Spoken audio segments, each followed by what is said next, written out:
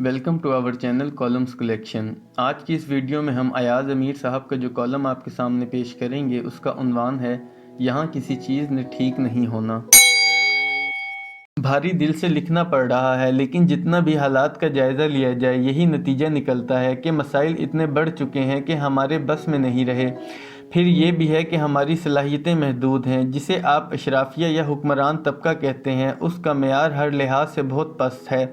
اجتماعی سوچ کوئی اتنی اونچی نہیں، سوچ میں گھٹیا پن بھی ہے۔ یہ کہاں کی روش یا روایات ہیں کہ کسی نے کچھ کہا اور آپ کو وہ بات پسند نہ آئی تو بےہودہ طریقے سے اسے اٹھا لیا اور پھر اسے گھٹیا قسم کے تشدد کا نشانہ بنایا۔ ایسا تو وہاں ہوتا ہے جہاں مہذب ہونے کا فقدان ہو۔ بطور آزاد ملک 75 سال ہو گئے ہیں، لیکن اجتماعی کردار میں گھٹیا پن کم نہیں ہوا، اس میں اضافہ ہی ہوتا گیا۔ کل ہی ایک رپورٹ پڑھ رہا تھا کہ اگلے مالی سال میں روپے کی قدر میں مزید کمی ہوگی۔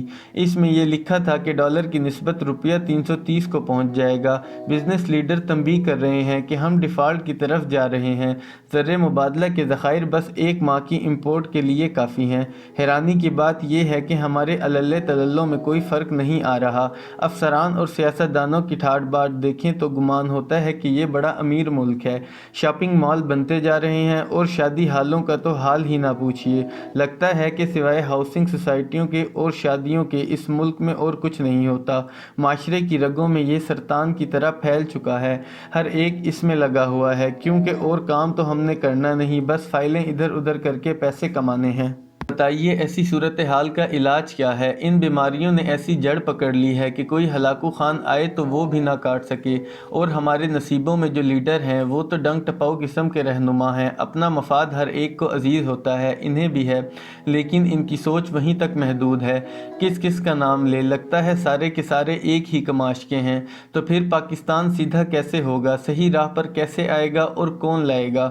لاکھ سوچتا ہوں، مجھے تو ان سوالوں کا جواب نہیں ملتا۔ میری ناقص رائے میں حالات نے مزید خراب ہونا ہے، حتیٰ کہ ایک صحیح بحرانی کیفیت پیدا نہ ہو جائے۔ اس نقطے تک پہنچیں پھر ہی شاید کوئی حل نکلے، یعنی موجودہ بحرانی کیفیت کو اپنے نقطہ عروج پر پہنچنا ہوگا، اور تب ہی شاید قوم کی زندگی میں کوئی نئی شروعات ہو سکے۔ ہماری سمجھ میں یہی آتا ہے۔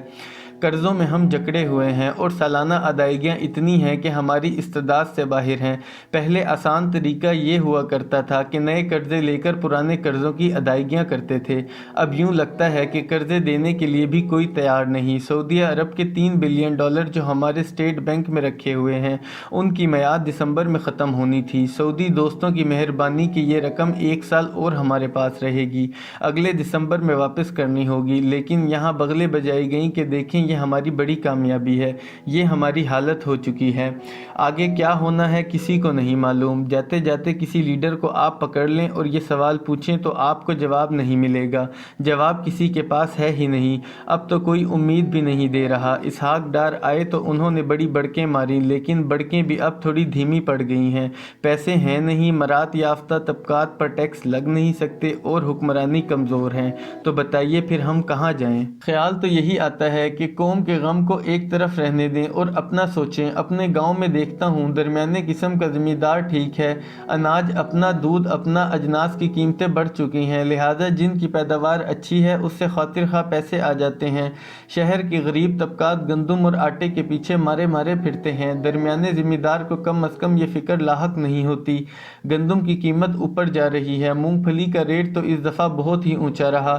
قوم کو بھی کچھ سوچنا چاہیے۔ کمپیوٹر اور سیٹلائٹ تو ہم نے بنانے نہیں، فی الحال اسی زراعت پر توجہ مرکوز کریں، کھانے پینے کی چیزوں میں خود کفیل ہو جائیں۔ یہ امر باعث شرم ہے کہ خوردنی تیل باہر سے آتا ہے، دالیں باہر سے آتی ہیں، سبزیاں باہر سے آ رہی ہیں، اور تو اور ہمیں گندم امپورٹ کرنی پڑ رہی ہے۔ پی آئی اے کو بیچنا چاہیے، اسٹیل مل کو بیچنا چاہیے، چاہے ان دونوں اداروں کی قیمت 1 روپیہ لگے۔ یہ گھاٹے کے سودے ہو کر رہ گئے ہیں، ان سے جان چھڑانی چاہیے۔ ملائیشیا اور انڈونیشیا سے جو خوردنی تیل ہم منگوا رہے ہیں یہ بند ہونا چاہیے۔ کسانوں کو مائل کرنا چاہیے کنولا پیدا کریں تاکہ اپنا خوردنی تیل خود پیدا کر سکیں۔